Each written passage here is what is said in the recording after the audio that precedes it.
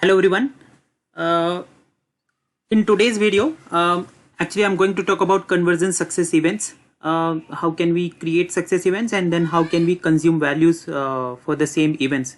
Now, very first thing is what is success events. So anything which basically actions which can be tracked. So for example, if we talk about any e-commerce website and people just add something to cart and then maybe they go to checkout page and then they purchase the items, all those things can be tracked and those are can be treated as success events. So in this video, what we have to cover is first we have to go to our report suite. We will do some changes in our report suite. Basically we'll add the custom events. So there are out of the box events as well. We will just check them.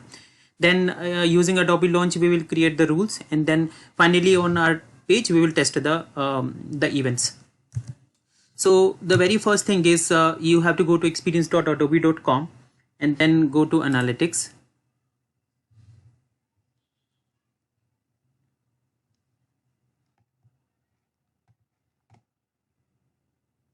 And you have to go to your search your report suite. Okay, so for that you just click on admin and report suite and you can search. Once you go to the report suite, inside edit settings, conversion, click on success events.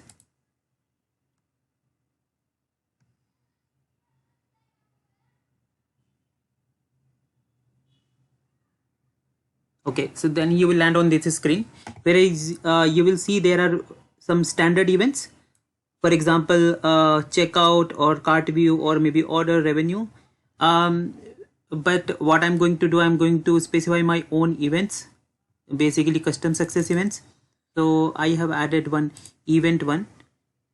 I'm just giving a random name here like event started, and then another event called event ends. So these two events I have created. So we can just click and then any of the events what is provided, we can just change the name so that we can remember it, and then we have to save it.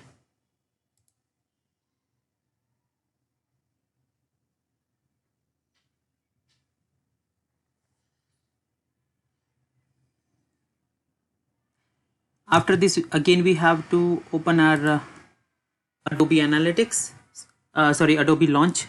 So open Adobe Launch and then open the property what we have created. I have opened one property, and then we can create a rule. I have already created a rule, one rule which will fire on all pages, and basically if we see what is there, this event will be triggered on page bottom, and basically this exception I have added if it is not a 404 page. In my previous video I have added it, but the main thing is what variables I'm setting in this all variable rule is this one. I have added this event, the started one, and I have given a name as well to it, my own event.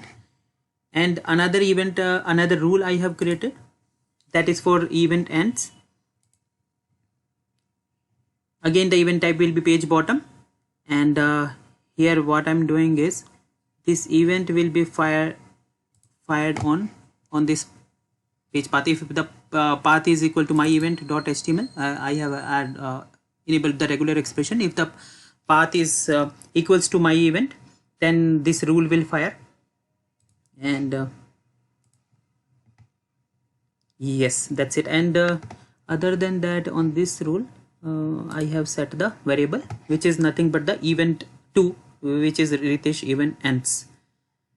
Okay, now I have created two files, two HTML files.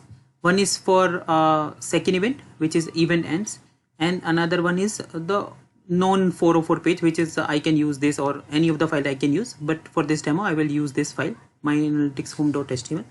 What I will do, I will just open another page and then hit this URL. Okay, let me just open Cloud Debugger. I will clear all the requests and let me hard refresh this page again.